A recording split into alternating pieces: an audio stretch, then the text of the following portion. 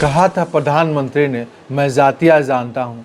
अनुराग ठाकुर ने एक तंज कसा था, फुटबॉल से कम नहीं मानता हूँ। अब वही सरकार कहती है, जाति गिनेंगे हम। क्या बदला है हवा में या चुनाव है सिर पर दम? जी हाँ, 2 दिन पहले केंद्रीय मंत्री अश्विनी वैष्णव आकर घोषणा करते हैं कि इस बार केंद्र सरकार जातीय जनगणना कराएगी। अपनी जनसभाओं में खुद प्रधानमंत्री ने कहा था कि मैं 4 जातियाँ जानता हूँ। लालू प्रसाद का ट्वीट आता है कि मैंने 1993 में ही यह कैबिनेट से मंजूरी दिलाया था।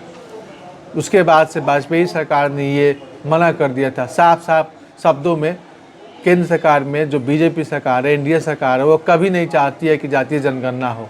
तो इसका क्रेडिट लेने के लिए इधर राहुल गांधी का कहना था कि मैंने कई बार सदन में इसकी आवाज़ उठाई थी, मैंने प्रण किया था कि जब तक जातीय जनगणना नहीं होगा तब तक मैं शांत नहीं बैठूंगा। वो भी अलग से उसका क्रेडिट ले रहे हैं और काफ़ी खुश हो रहा है। लेकिन इसमें एक कहा जा सकता है कि अब एक बड़ा मुद्दा शांत हो गया है कि जातीय जनगणना कराएगी। अब सवाल उठता ये है कि आखिर केंद्र सरकार जो बीजेपी की सरकार है, एनडीए की सरकार है, वो क्यों इसके पक्ष में आई? हालांकि हमेशा से विरोध करती रही है।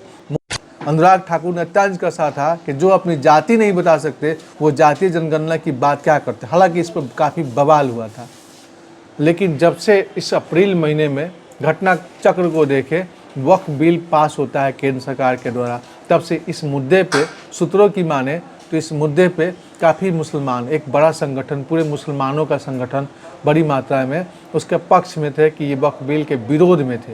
हालांकि केंद्र सरकार ने पास किया, उनका नज़र था पसमानदा मुसलमानों पर, जो गरीब मुसलमान थे, उनको इस वक्फ बोर्ड के बिल से उनको फ़ायदा होगा। लेकिन धर्म के मुद्दे पर पूरा मुसलमान समाज एक साथ हो जाता है, ये सोचने पर मजबूर करता है। हालांकि ये कहा जा सकता है कि एक दिन का ये घटना चक्र नहीं है। अंदर की बात यह है, जातीय जनगणना से फ़ायदा किसको होगा? बिहार में पहले भी जातीय जनगणना बिहार सरकार करा चुकी है, लेकिन जिस तरह से अलग अलग पार्टियां अपना क्रेडिट ले रही हैं, कांग्रेस में राहुल गांधी खूब खुश हो रहे हैं और उनका ये है कि मैंने कहा था, मैंने प्रण किया था और मैंने प्रण किया था कि जब तक ये जातीय जनगणना नहीं होता तब तक मैं शांत नहीं बैठूंगा। तेजस्वी कह रहे हैं कि मेरे पिताजी, मेरे पुरखे इस बात पे हमेशा से बल दिए कि जातीय जनगणना होना चाहिए, कमज़ोर लोगों को मदद मिलना चाहिए। हालांकि प्रश्न ये उठता है कि आरक्षण को हटाने के लिए ये इस पर किसी ने बल नहीं दिया है। सब वोट बैंक की राजनीति में लगे हुए हैं, सबका मकसद ये है कि वोट बैंक हो। हालांकि केंद्र सरकार इस जातीय जनगणना पे क्यों सहमत होता है, इसके पीछे का मूल कारण को समझने के लिए हमने इस पर गहन अध्ययन किया। उस गहन अध्ययन के बाद देखा कि वक्फ बोर्ड बिल जब पास होता है तो सभी मुसलमान धर्म के मुद्दे पे एक साथ हो जाते हैं, और ये एक साफ साफ संकेत था कि कहीं ना कहीं बीजेपी, केंद्र सरकार, अब बीजेपी नहीं कहें, केंद्र सरकार में कहीं ना कहीं उसके बैकफुट में आती है।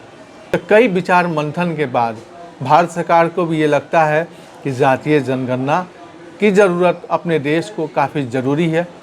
अब अलग अलग पार्टियों को लगता है कि इसका फ़ायदा जो है अलग अलग कास्टों को होगा। जो तबका कमज़ोर है उसके बारे में जानकारी मिलेगा, उनके समर्थन में उतनी सारी फ़ायदाएँ मिलेंगी, स्कीम होगा, सरकार का समर्थन मिलेगा। हालांकि चुनाव नज़दीक है, इस चुनाव नज़दीक में जो भी आगे चुनाव है, बिहार में भी चुनाव है, अगले साल यूपी में भी चुनाव है, ये तमाम चुनाव कहीं ना कहीं इस बात पे बल दे रहे हैं कि ये चुनाव कहीं ना कहीं कि जातियों का जनगणना होने से लोगों का ये जानकारी मिलेगा कि कौन सा जाति सबसे ज़्यादा है। पहले विरोध, अब समर्थन, क्या वाकई बदल गई सोच या फिर जनता की मांग और चुनावी हवा ने जुबान बदल दी?